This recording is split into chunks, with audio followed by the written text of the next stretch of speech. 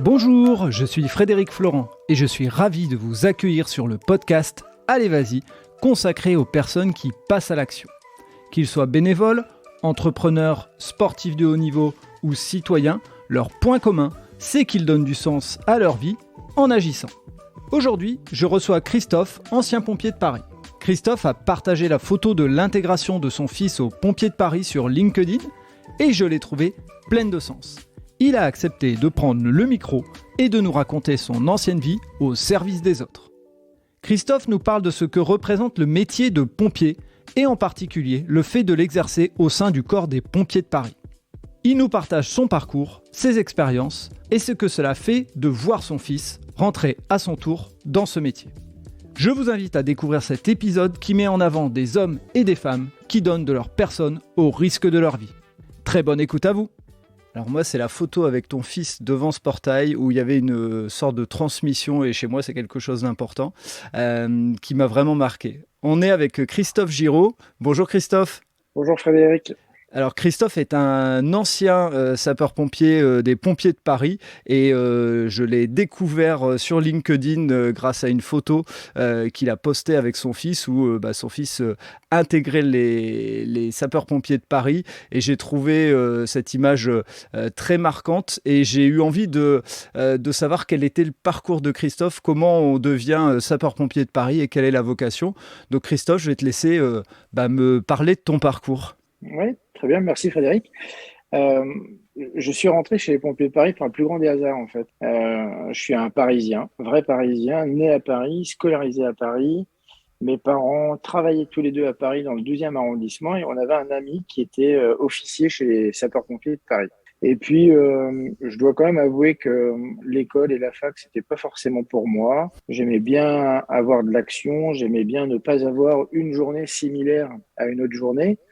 Et du coup, quand je suis rentré en 1992, mon ami qui était donc chez les pompiers de Paris m'a dit viens faire ton service militaire, puisque le service existait encore, et puis tu pourras te rendre compte par toi-même si ça te plaît ou pas. Et du coup, je suis rentré en octobre 1992 chez les pompiers, mais alors vraiment pour voir, entre guillemets, ce qui s'y passait, et pour faire mon service militaire. Et en fait, en étant appelé du contingent, comme on appelait ça à l'époque, ça permettait de voir si on pouvait rester ou partir. Et c'est comme ça en fait que je suis rentré, je crois que c'est le 5 octobre 1992, où j'ai franchi le portail mythique du fort de Villeneuve-Saint-Georges. Et en fait, c'était un peu la symbolique de la photo, c'est que mon fils rentre 29 ans après moi chez les pompiers de Paris, le même jour, sauf qu'au lieu que ce soit 1992, ça a été 2021. Et je pense que dans ce corps-là, la transmission, c'est ce qui permet de faire avancer tout le monde. Et c'est aussi ce qui permet, en tout cas, je le pense pour mon fils, de suivre mes pas, je pense. En tout cas, c'est ce que je ressens.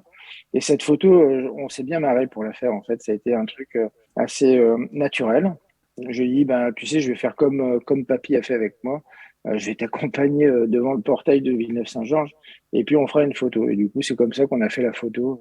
Vraiment à bout de bras, puisque mon fils fait plus d'1m80, donc je dis, prends la photo parce que toi, tu es beaucoup plus grand que moi et on aura le portail derrière. Et c'est comme ça qu'en fait, la photo est née et je me suis dit, LinkedIn, je pense que c'est un bon vecteur de com'. Et pour faire de la pub pour la brigade de sapeurs-pompiers de Paris et puis pour montrer aussi à tout le monde cette transmission et c'est un petit peu les messages qui en sont ressortis sur LinkedIn, hein. C'est la transmission, la passion, ça a été un petit peu ces choses-là qui sont ressorties en tout cas sur les commentaires. Alors je suis assez content parce que la photo a fait je crois 27 000 vues, donc j'ai trouvé ça assez génial quand même. Waouh, c'est ça cool, sympa. Cool. Ouais. Tant mieux, parce que vraiment c'est tellement mérité, ne serait-ce que par rapport à à la vocation quand on est pompier. Et la deuxième chose, c'est comme tu l'as dit, la transmission. Je trouve que l'image était très belle par rapport à ça. Justement, moi, quand on me parle des sapeurs-pompiers de Paris, j'ai une image d'une élite de gens à proximité des militaires. Est-ce que tu peux nous raconter si toi à l'époque tu as eu cette sélection où c'était un peu si je suis sapeur-pompier de Paris, je suis dans le Gotha entre guillemets des pompiers? Alors, les la brigade de sapeurs-pompiers de Paris, c'est un corps militaire qui a été créé par Napoléon Ier suite à un incendie à l'ambassade d'Autriche. Et il s'est rendu compte que le corps des pompiers de l'époque n'était pas suffisamment efficient et donc il a décidé de militariser tout ça. Ce qui, à mon sens, est une bonne chose parce que Paris, quand même, une grosse métropole, capitale de la France, avec une concentration maximale de tous les symboles du pouvoir de l'État. Et je pense qu'il était important qu'on soit militaire. À savoir quand même que les marins-pompiers de Marseille sont aussi militaires. Donc eux, ils appartiennent à la marine et nous, on appartient à l'armée de terre et plus particulièrement à l'arme du génie. Donc du coup, on est quand même militaire, mais on a cette dualité où on est employé sous une double autorité civile et militaire, parce qu'on est militaire commandé par un général de brigade, et en même temps, on est aux ordres du préfet de police de la ville de Paris. Donc c'est assez marrant quand même comme emploi, tout en sachant, alors c'est pour l'anecdote, hein, on est payé par le ministère de l'Intérieur. Donc voilà, c'est un imbroglio qui fait que on va dire qu'administrativement c'est assez complexe, mais que opérationnellement parlant, c'est très clair, c'est pompier et militaire, ou militaire et pompier, tout dépend de comment tu te situes. Moi, en tout cas, j'ai toujours été pompier et militaire ensuite. Alors, il y en a qui sont militaires et ensuite pompiers, mais ça, tout dépend des écoles qu'on a fait et de quel rang on sort. Après, dire que quand on est pompier de Paris, c'est l'élite, je ne sais pas si c'est de la prétention, je pense qu'on peut le dire. Et je respecte tout autant l'ensemble des corps de sapeurs-pompiers de France, hein, puisque je suis moi-même pompier volontaire à Château-Renard, dans la ville où on a acheté, avec mon épouse. Donc, c'est une commune du département des Bouches-du-Rhône. Et forcément, ça n'a rien à voir. Mais je pense qu'on peut dire effectivement que quand on est pompier de Paris, on fait partie de l'élite, en sachant quand même qu'à l'époque où j'ai quitté en 2016 les pompiers de Paris, de souvenirs, je crois qu'on avoisinait les 500 000 interventions à l'année. Donc, ce qui est, je crois, alors moi, je n'ai pas vraiment tous les chiffres, hein, mais en tout cas, bon, c'est la première entité de France. Et je crois que c'est le 3e corps au monde de sapeurs-pompiers, il me semble, après peut-être Londres et Tokyo, ou l'inverse. Voilà. Donc forcément, quand on est dans ce corps-là, on n'a pas forcément droit à l'erreur quand on est sur intervention, parce que, alors forcément, le boulot de pompier de Paris, c'est 80% des interventions sont du secours à personne. Et puis après, c'est une diversité d'interventions avec 5%, on va dire, allez, si on est généreux, 6% de part d'incendie. Mais le gros du travail, ça reste quand même le secours à personne.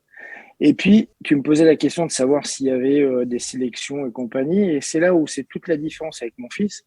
C'est que moi, je suis rentré appelé du contingent. Et les appelés du contingent, à l'époque, en 92, c'était le gros de la masse homme pour intervenir sur les interventions. Alors, il y avait deux entités. Il y avait les appelés du contingent d'un côté, dont j'ai fait partie, et puis les engagés volontaires. Et ce qui était marrant, c'est que les contingents, les appelés du contingent, eux, rentraient tous les mois pairs, et les engagés volontaires rentraient tous les mois impair. Et du coup, comme ça se chevauchait.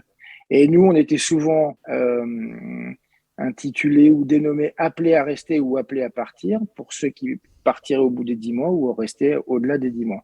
Alors que les engagés volontaires, eux, ils signaient directement un contrat de 5 ans. Alors que nous, c'était 10 mois. Et ensuite, on signait ce qu'on appelait un volontariat service long de 14 mois. Et quand tu mettais 10 mois plus 14, ça faisait 24 mois. Donc là, on était à 2 ans. Et là, on passait un contrat d'engagement sur 5 ans. Voilà. Donc ça, c'était un peu la particularité. Et du coup, on n'a pas, nous, les appelés du contingent, on n'avait pas de sélection. On faisait juste le choix de venir chez les pompiers de Paris faire notre service militaire et puis on était incorporés à la date dont ils avaient besoin. A contrario, les engagés volontaires, où il y avait des tests de sélection. Maintenant, comme le service militaire a été suspendu, ce qui se passe, c'est que mon fils, lui, il a passé 2 batteries de tests. La première, comme il est sur Saint-Maur-des-Fossés, eh bien, il a passé à Vincennes, au fort de Vincennes. Il a passé une première sélection sportive. Alors, c'était course à pied, traction, abdos et puis squat, plus un entretien avec un recruteur pompier de Paris.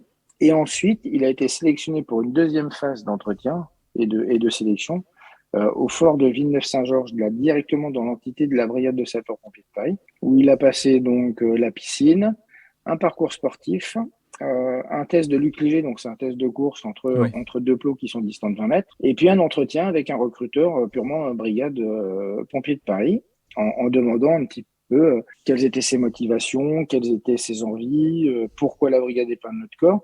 Alors bon, forcément, le recruteur me connaissait aussi, donc Alors moi, j'ai jamais dit que mon fils incorporait la brigade, hein. Mhm. J'ai gardé le secret, en tout cas sur la partie recrutement. J'aurais juste dit qu'il voulait rentrer, mais après ils ont suivi son dossier de loin.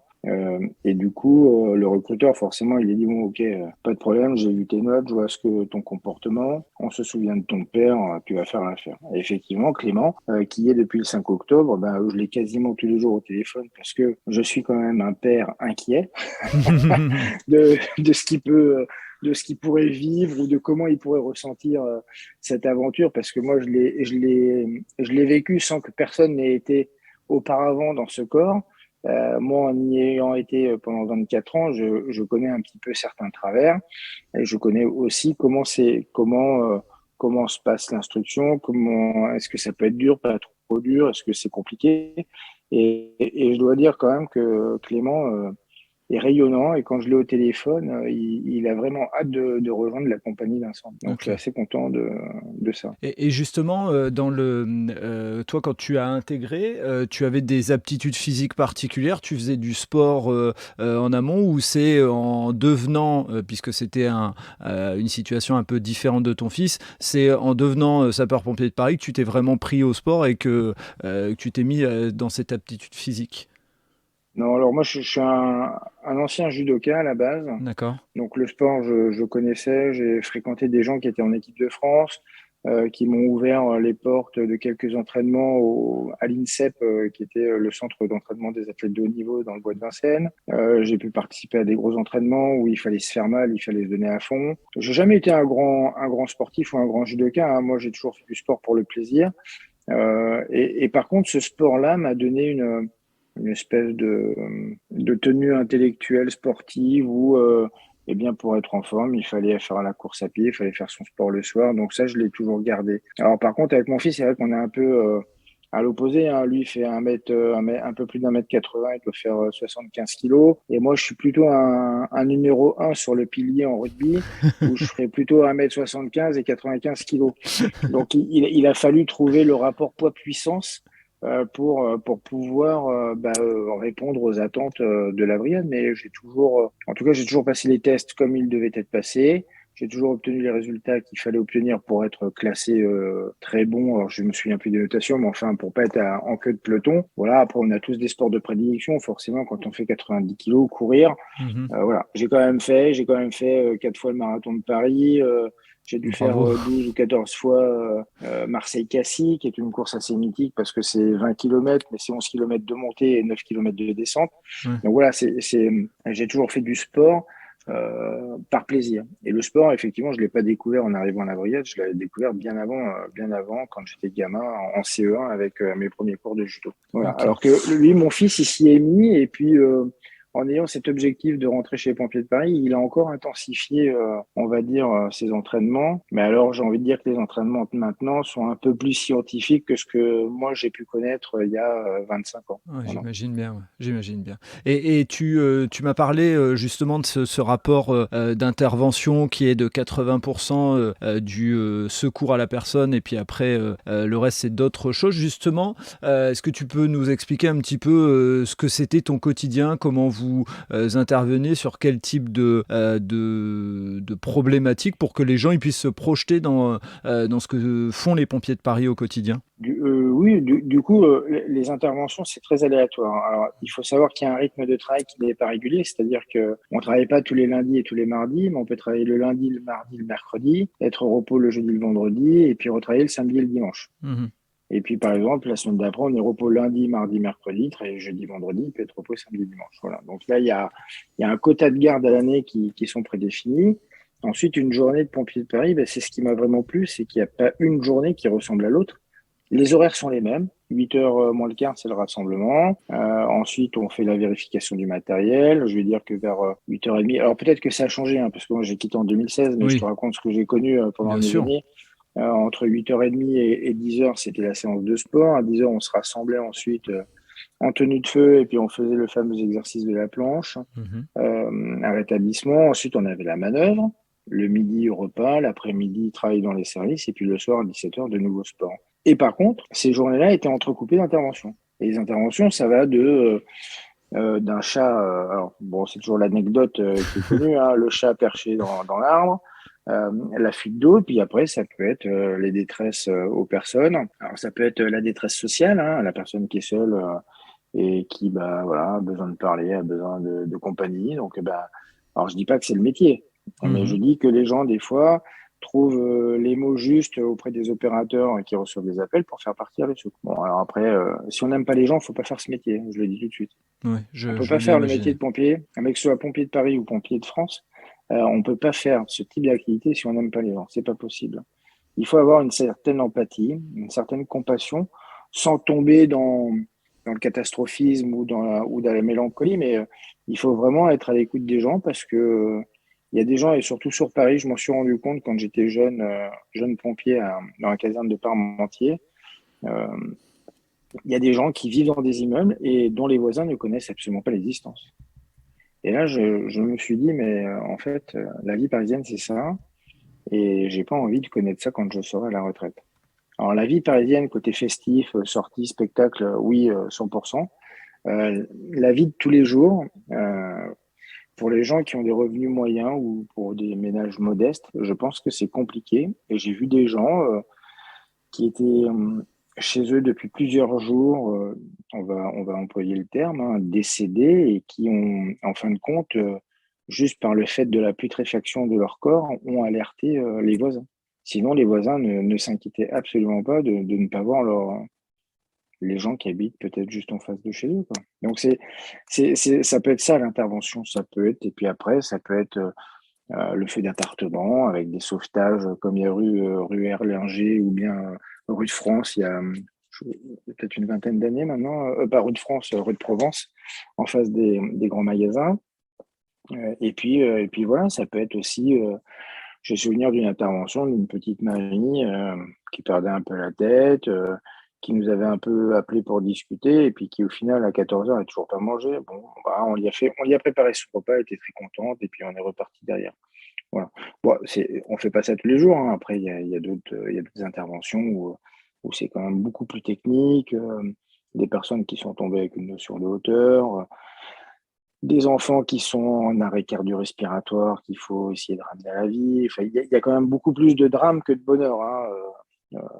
Voilà, je pense, ce qu'on vit en fait en intervention chez les pompiers reflète un petit peu la société de maintenant, un petit peu ce côté un peu individualiste. Et je pense que les corps de sapeurs-pompiers sont peut-être une des dernières entités, avec l'armée, je pense, qui ont cet esprit de corps, Ouais, où les justement, gens... j'étais intéressé pour entendre un petit peu ta vision de ce côté brigade, pour en parler aux gens. Moi, j'ai dans mon entourage la chance d'avoir des pompiers qui me parlent de cette vie en brigade. Est-ce que tu peux nous en parler un tout petit peu pour parler de cet esprit de corps?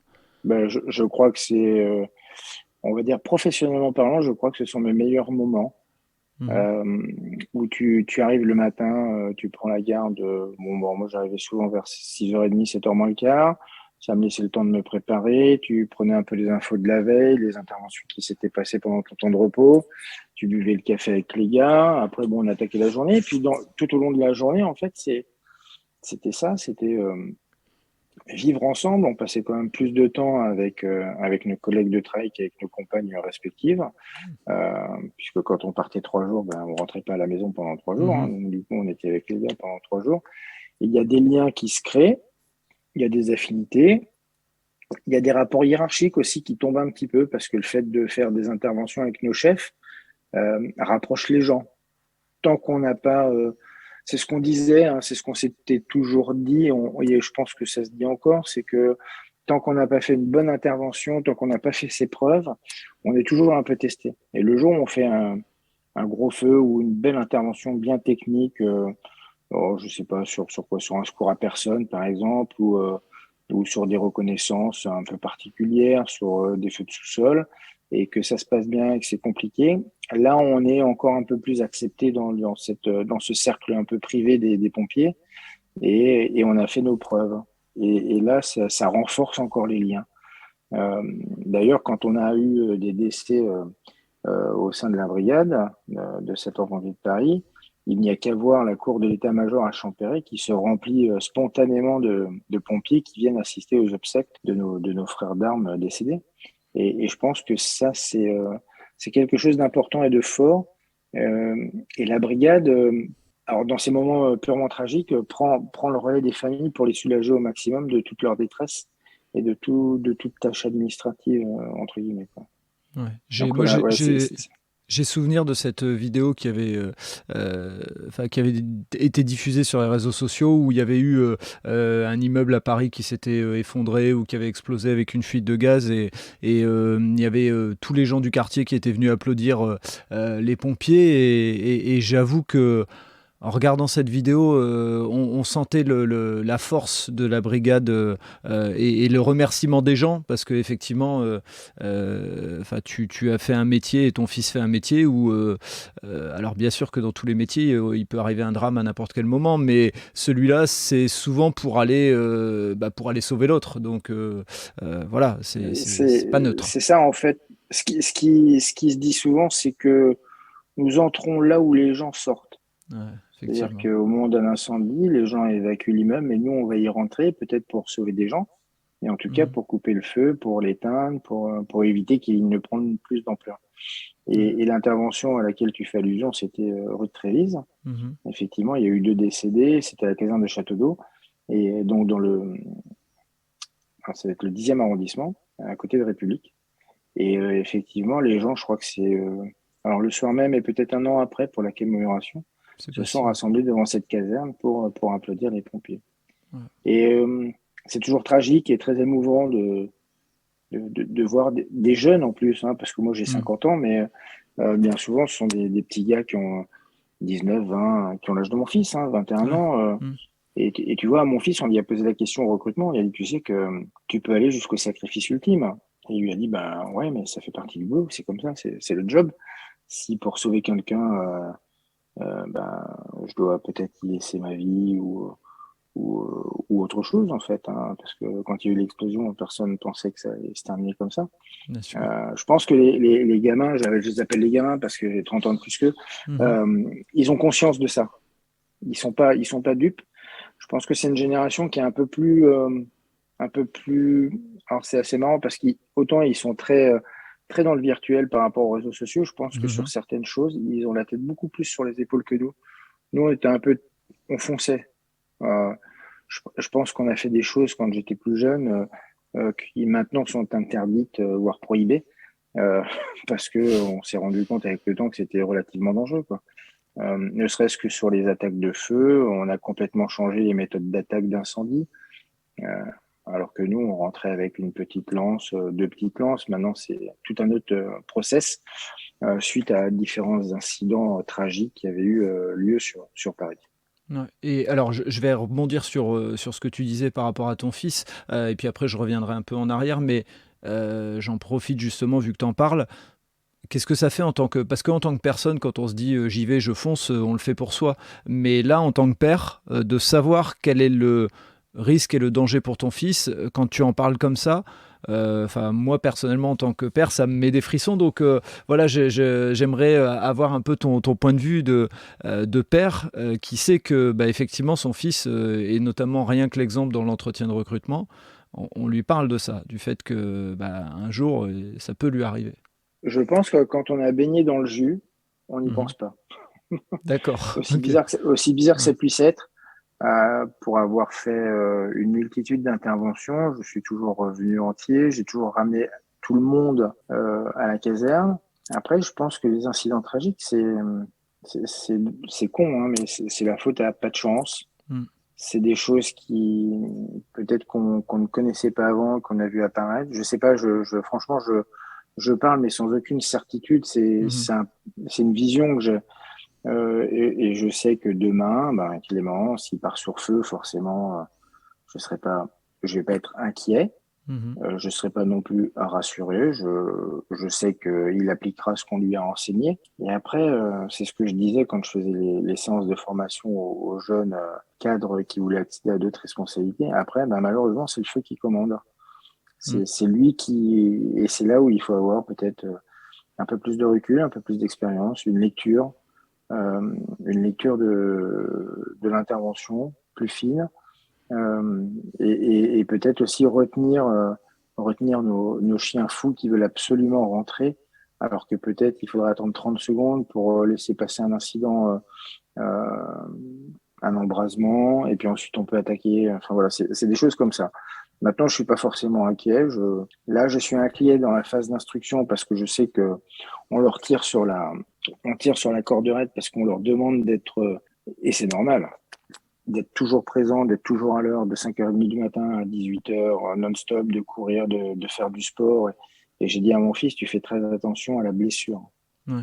Voilà. Là, pour le coup, c'est plutôt ça qui m'inquiète quand il est à Villeneuve-Saint-Jean, la blessure. Et je lui ai dit, quand tu es en week-end, tu fais pas de sport, tu te reposes.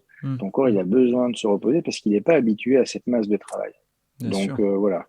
Là, c'est plus une inquiétude de père par rapport au risque de blessure qui pourrait reporter l'échéance d'une intégration dans une compagnie d'incendie et de secours. Après, quand il sera dans la caserne, je suis pas persuadé que je sois plus inquiet que ça. Au contraire, je suis peut-être même très excité qu'il me raconte ses interventions pour voir un peu ce qu'il aura fait ou pas fait, ce qu'il aura loupé ou pas loupé, et voir un peu son comportement. Mais là, à l'heure actuelle, non, je suis plus inquiet j'ai plus de crainte qu'il se blesse parce que ça arrive vite à l'instruction. Oui. Une cheville, une épaule, Mm. puis tu es fatigué, tu fais pas attention, tu veux te précipiter pour peut-être gagner 30 secondes. Et ça, c'est ce que j'essaye de lui dire, mais attention, prends 30 secondes, pose-toi 30 secondes, et puis tu t'analyses un peu, et puis ensuite tu y vas. Voilà, c'est plutôt dans ce cadre-là que je serais inquiet plus que dans l'accompagnement. Ok. Et pour en revenir à toi, quelles sont les émotions et les sensations quand on sait qu'on va sur une intervention assez importante, que ce soit un feu ou que ce soit, je ne sais pas quelles sont les plus grosses interventions que tu aies pu avoir, mais voilà, est-ce que tu peux nous partager ça? Parce qu'effectivement, on est toujours on voit des images, on en voit à la télé, etc. Mais moi, j'aimerais bien avoir ton point de vue à toi et nous dire un peu s'il y a de l'excitation, s'il y a en même temps de la peur, enfin, comment ça fonctionne? Dans ta question, il y a deux réponses que je t'apporterai. La première, tout dépend dans quel cadre tu te places. Mhm. Est-ce que tu es le responsable de l'engin et de l'intervention, ou est-ce que tu es, on le prend pas mal, hein, ce que je veux dire, hein, l'exécutant, Oui. l'homme du rang, le militaire du rang qui est derrière et qui, lui, va aller au contact direct du feu. Alors, dans un premier temps, j'ai été militaire du rang.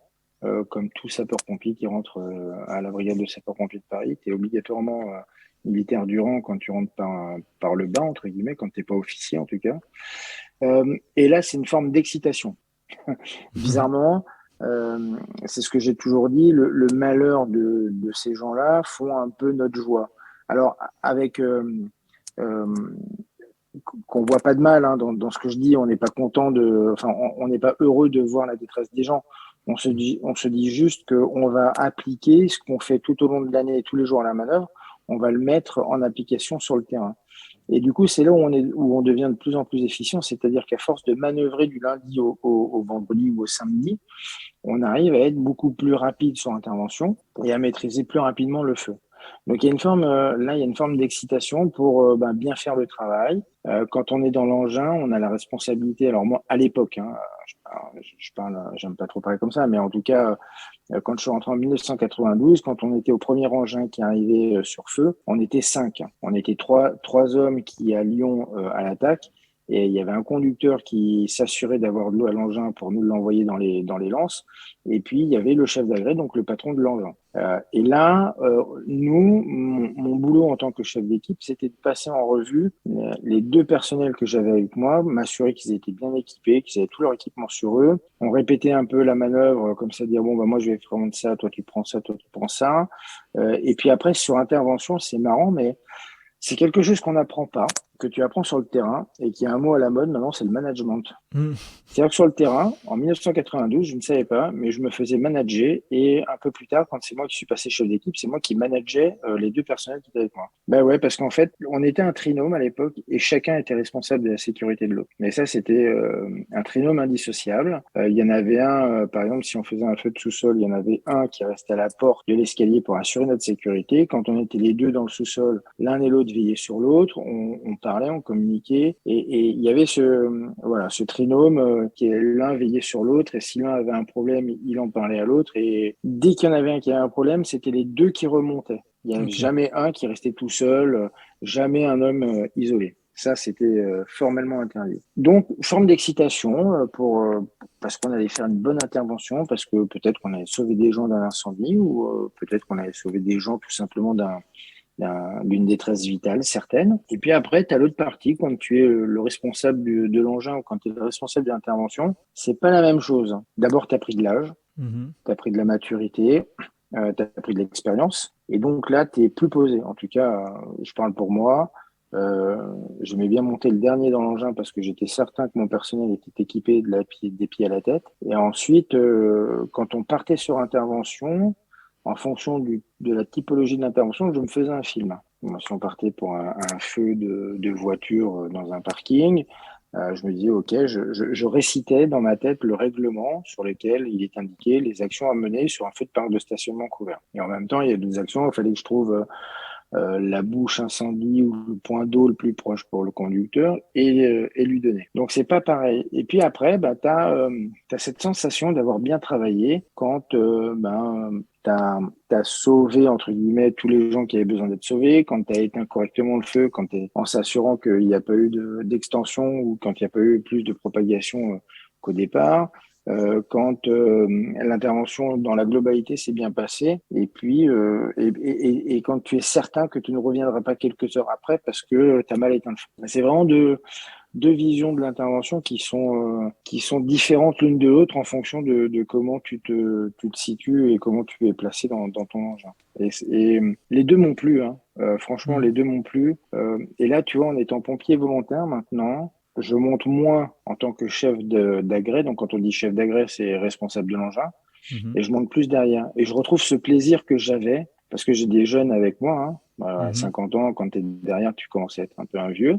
Et les jeunes, en fait, ce que j'aime, c'est les guider. Donc, je trouve que c'est sympa. Tu vois, une fois de plus, il y a une histoire de transmission. Ouais. La transmission, je l'ai faite avec mon fils en l'emmenant devant le fort et puis en discutant tous les soirs avec lui et en répondant à ses questions. Et puis, il y a ces jeunes sur le terrain avec qui je suis et puis à qui je dis, bah, tu vois, là, il y a ça, là, il y a ça.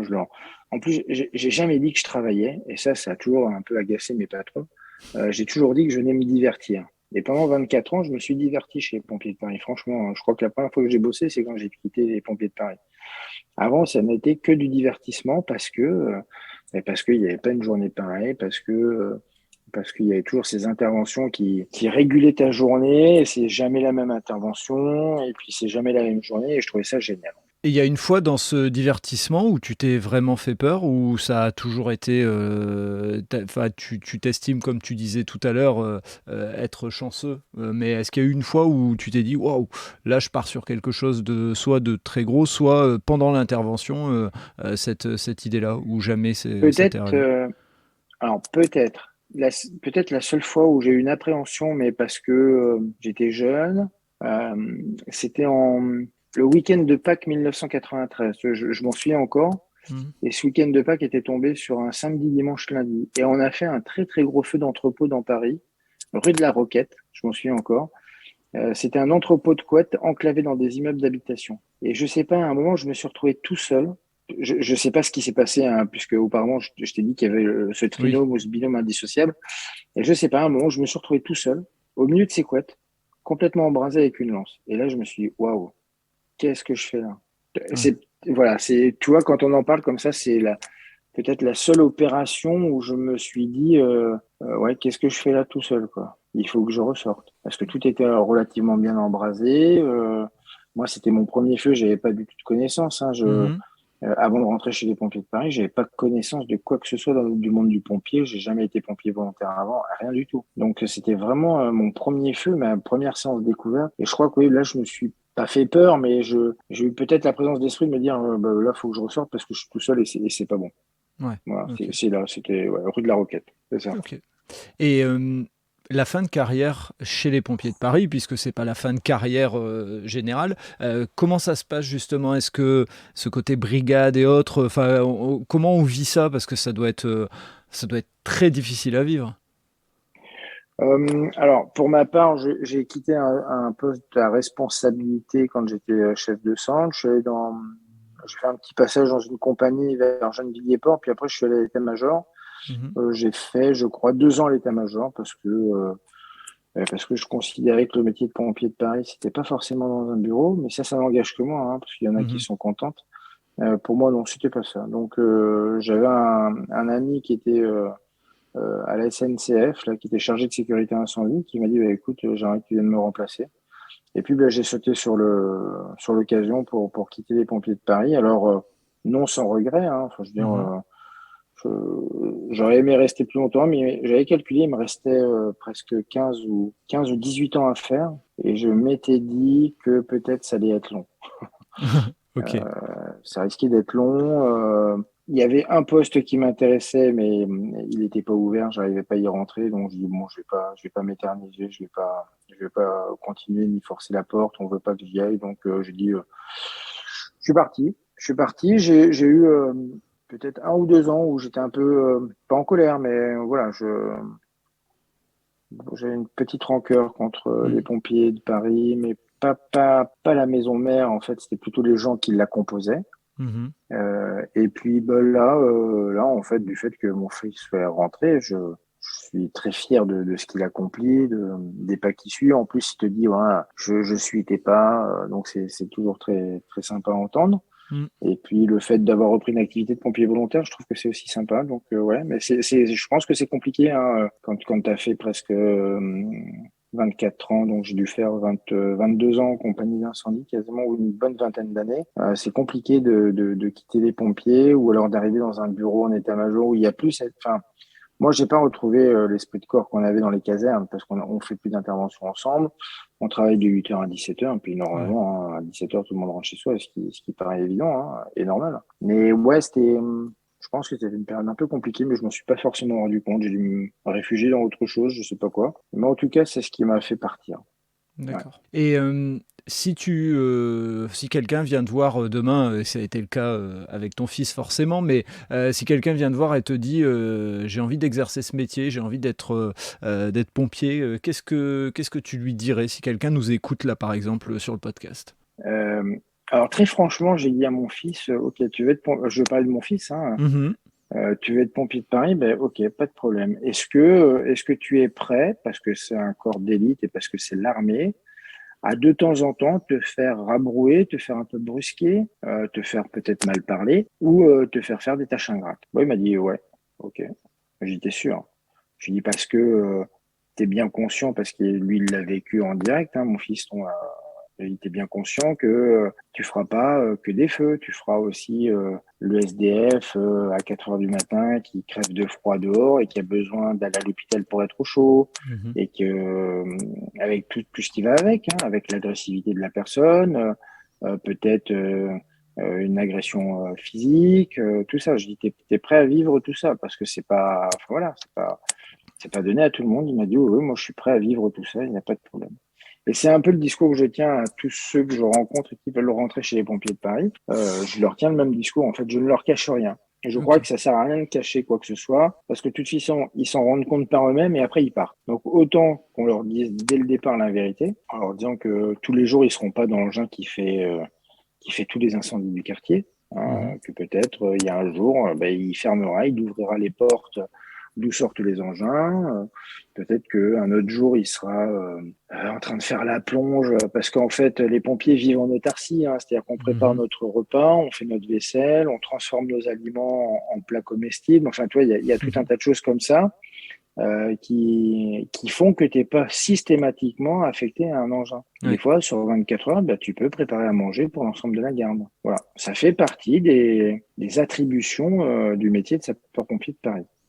Donc, moi, c'est ce que je dis aux jeunes qui viennent me voir et qui veulent y rentrer. Je leur cache rien, en fait. Hein. Je leur montre la vérité. Et après, ils se font leur propre avis et ils sont libres arbitres de leur choix. Moi, je ne leur impose pas. Mais je ne veux pas, par contre, je ne veux pas faire rentrer quelqu'un pour que 6 mois après, il parte.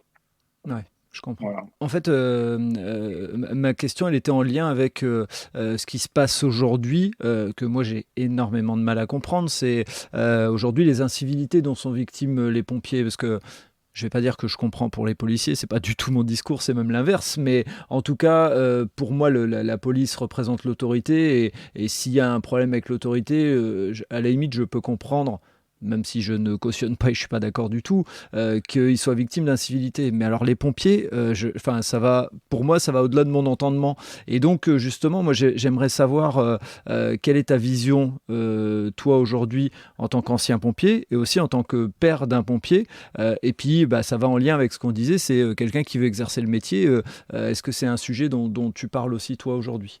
Alors, sur le périmètre d'action de la brigade de sapeurs-pompiers de Paris, Paris est découpé en trois groupements. Ce qu'on appelle les Mhm, groupements, c'est trois secteurs. Tu as le nord de Paris et le 93. Ensuite, mhm, tu as l'est parisien et puis le Val-de-Marne. mhm. Et puis ensuite, tu as le sud de Paris avec les Hauts-de-Seine. Le coin, on va dire, le plus sensible, effectivement, c'est plutôt la Seine-Saint-Denis. Oui, Bien que sur le Val-de-Marne, tu aies quelques coins comme Vitry, Ivry, où c'est un petit peu oui, compliqué. oui. Dans le 92, c'est pareil, tu vas avoir un petit peu Gennevilliers où c'est un peu compliqué. Je pense que les jeunes, avant de s'attaquer aux pompiers, je pense qu'ils s'attaquent au symbole de l'État. Ok. Et on porte un uniforme, au même titre que les policiers.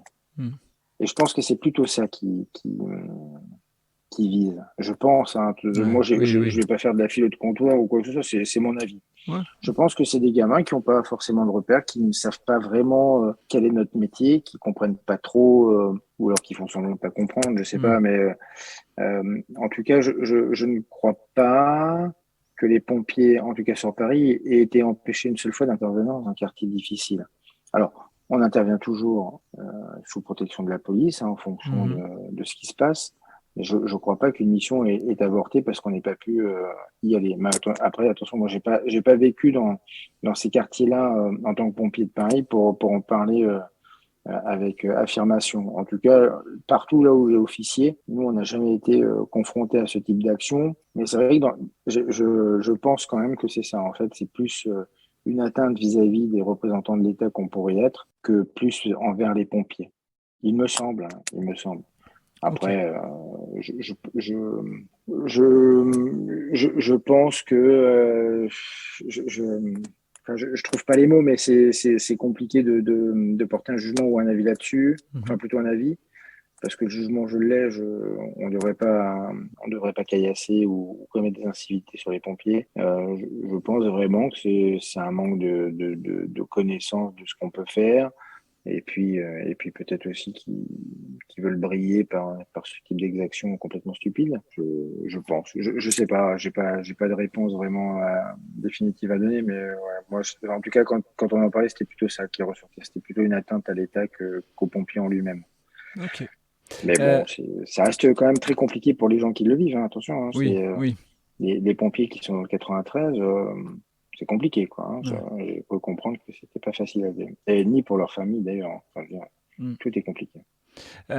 Alors, pour moi, j'ai l'impression d'avoir fait le tour, mais avant de terminer ce podcast, est-ce que il y aurait quelque chose que tu as envie de dire et dont on n'a pas parlé sur le métier de pompier, sur une aventure que tu aurais vécue ou autre, et qui pour toi te paraît important? Alors, je pense que le métier de pompier, ben, il faut savoir rester humble. Voilà. Oui. On n'est pas, c'est pas un métier où tu es un super-héros. Mhm.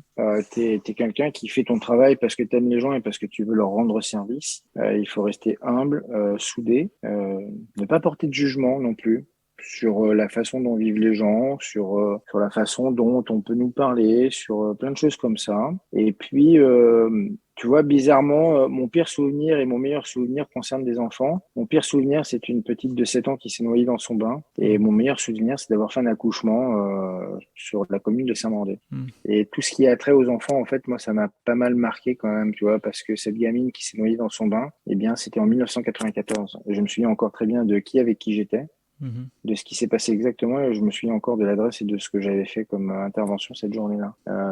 Ça, c'est vraiment le pire de mes souvenirs. Et le plus beau de mes souvenirs, ben, tu vois, c'est pareil, je m'en souviens encore, c'était à Saint-Mandé. Je me souviens avec qui j'étais, c'était l'accouchement de ce petit bébé, là, chez les parents, directement. Et on a fait l'accouchement de A à Z avant même que le SAMU arrive pour s'occuper de la maman et du nouveau-né. Wow. Merci pour ce pont entre les deux, parce qu'effectivement, c'est le cœur de votre métier. Hein, comme tu le disais tout à l'heure, une grande partie des choses, c'est plutôt des moments difficiles, mais effectivement, il y a aussi des beaux moments. Donc, je te remercie pour ce partage. Moi, je veux vraiment te remercier d'avoir accepté de partager sur ta vie et ton parcours de pompier. Je voudrais aussi que tu puisses passer un message, mon message, mais j'espère que ce sera aussi les auditeurs à ton fils Clément, si je me trompe pas, hein, si je dis pas de bêtises, c'est bien ça. Oui, c'est ça. Ouais. Ouais. Voilà, lui envoyer tous les encouragements et lui dire que sans toi et sans lui et sans des gens qui ont cette vocation, la société elle ne fonctionnerait pas. Donc vraiment j'insiste pour vous remercier tous les deux au nom, et puis remercier les pompiers en général bien sûr, mais voilà, c'est une mise en lumière qui me paraissait importante à faire, et je pense qu'on le fait pas assez. On met beaucoup en lumière les gens négatifs, tout ça, ceux qui râlent et tout, et pas assez ceux qui restent humbles comme tu l'as dit, et effectivement je pense qu'il faut le faire. Donc je me permets de le faire vu que j'ai ce micro et qu'il y a quelques personnes qui m'écoutent, donc voilà, j'en profite. Merci, et surtout ce que je trouve très important, c'est de voir ces jeunes gamins qui ont entre 18 et 22 ans intégrés, alors que ce soit l'armée ou les pompiers de Paris ou les marins-pompiers de Marseille, mais ce sont des gamins qui pourraient aspirer à une vie beaucoup plus facile, beaucoup plus confortable, et qui au final vont se mettre au service des autres qu'ils ne connaissent absolument pas. Hein. Quand tu te lèves à 4 heures du matin pour une personne qui est en détresse sociale, tous les jeunes entre 18 et 21 ou même 24 ans, je ne suis pas persuadé qu'ils le feraient. Et je trouve ça d'autant plus beau que ces gamins-là veuillent faire ça. Voilà. Tu as tellement raison. Je te remercie et écoute, très bonne continuation à toi, et au plaisir de partager sur les aventures. Merci Frédéric. Merci, à bientôt. Et voilà, c'est terminé pour ce nouvel épisode. J'espère que vous avez apprécié cet échange avec Christophe, et pour en savoir plus, rendez-vous sur les notes du podcast. Si vous avez aimé cet épisode, n'hésitez pas à vous abonner et à parler du podcast autour de vous. Vous voulez faire une bonne action pour le podcast ? Vous pouvez laisser un commentaire et une note sur Apple Podcast, ou vous pouvez mettre 5 étoiles sur Spotify ou sur l'appli Acast. Ça aide à faire connaître le podcast. Je vous dis à vendredi pour un prochain épisode d'Allez Vas-y, et d'ici là, portez-vous bien.